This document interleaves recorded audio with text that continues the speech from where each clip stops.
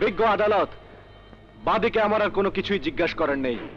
ওকে, মাননীয় আদালতের কাছে অনুমতি প্রার্থনা করছি রিনা ধর্ষণ মামলার তদন্তকারী দারোগা এবং ডাক্তারকে সাক্ষী হিসাবে কিছু জিজ্ঞাসা করতে। উভয়ই আদালতে উপস্থিত আছেন। মাননীয় আদালত, ওই মামলার সাথে এই মামলা রিলেটেড নয়, সুতরাং তাদেরকে জিজ্ঞাসাবাদ করার অনুমতি না দেওয়ার জন্য আবেদন করছি।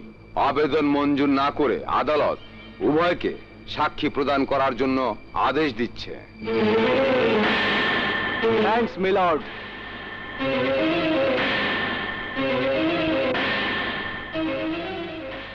আপনারা উভয়ই নিজ নিজ পেশায় নিশ্চয় বিজ্ঞ।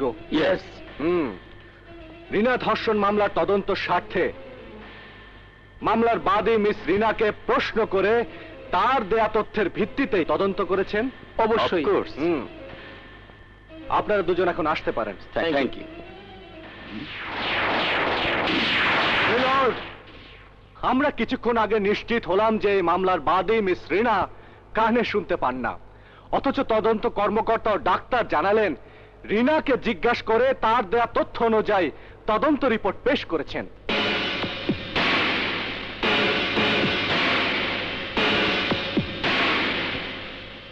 তাহলে কি তদন্ত রিপোর্টের তথ্য সঠিক ছিল না? ইয়েস মিলর্ড, ঠিক তাই। তদন্ত করতে গিয়ে যা জানতে চেয়েছেন সঠিক উত্তর পাননি, তাই তদন্ত সঠিক হয়নি।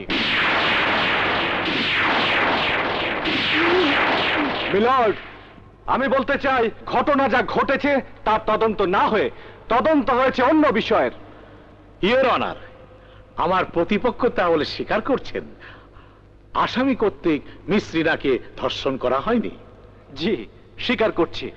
মাননীয় আদালত, আমার আর্জি পয়েন্টটি নোট করা হোক। Noted. Thank you. Excuse me senior advocate mister Sadek Ali Khan, আপনার কাছে আমি জানতে চাইছি আমাদের দেশে প্রচলিত আইনে ধর্ষণ মামলা এবং অ্যাটেম্পট টু মার্ডার অর্থাৎ কাউকে হত্যা করার চেষ্টা করলে এবং তা যদি আদালতের সাক্ষ্য প্রমাণের ভিত্তিতে প্রমাণিত হয় তাহলে সে আসামির কি সাজা হতে পারে? ধর্ষণ মামলার সাজা সর্বোচ্চ 7 বছর কারাদণ্ড এবং অ্যাটেম্পট টু মার্ডার মামলার সর্বোচ্চ সাজা যাবজ্জীবন কারাদণ্ড হতে পারে। মিলর্ড, আমি এখন তাহলে আসল ঘটনাতেই ফিরে যাচ্ছি। তাই করুন। মিলর্ড, আমার মক্কেল মিস রিনার সাথে আসামি নাদের খানের প্রেম ছিল। সেই সুবাদে তিনি আমার মক্কেলকে বিয়ের প্রস্তাবও দেন। এক পর্যায়ে মিস রিনা বিয়েতে রাজিও হন। পরক্ষণেই মিস রিনা জানতে পারেন নাদের খান বিবাহিত। মিস রিনা তার দেওয়া ওয়াদা প্রত্যাখ্যান করে নেন। প্রস্তাব প্রত্যাখ্যান করলে ক্ষিপ্ত হয়ে যায় নাদের খান। মিলর্ড, ঘটনার দিন আসামি নাদের মিস রিনাকে জোরপূর্বক ধরে নিয়ে গিয়ে একটি রুমের মধ্যে বলপূর্বক ধর্ষণ করতে উদ্যত হয়েছিল। তখন রিনা তার ইজ্জত বাঁচাবার জন্য বাধা দেয়। নাদের তখন এমন ভাবে চিৎকার করে ধমক দিয়েছিল যে সাথে সাথে রিনার কানের পর্দা ফেটে যায়, যে কারণে রিনা এখন কানে শুনতে পর্যন্ত পায় না। মিথ্যে মহামান্য আদালত, মিথ্যে। আমি তখন কোনো চিৎকার করিনি। Please note down this point milord. Noted. আসামি নাদের খান যেভাবে চিৎকার করে ধমক দিয়ে কানের পর্দা ফাটিয়ে শারীরিক নির্যাতন করেছে, এতে একটি অসহায় অবলা নারীর মৃত্যু হতে পারত। অর্থাৎ নাদের খান মিস রিনাকে খুন করার পরিকল্পনা পর্যন্ত করেছিল। That mean attempt to murder, যার সর্বোচ্চ সাজা যাবজ্জীবন কারাদণ্ড। ইয়েস মিলর্ড, আসামি নাদের খানের যাবজ্জীবন কারাদণ্ডের আদেশ কামনা করছি।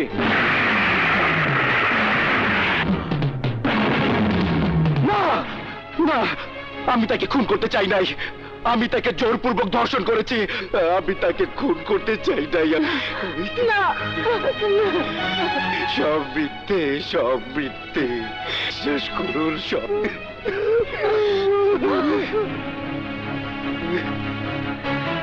Order, order.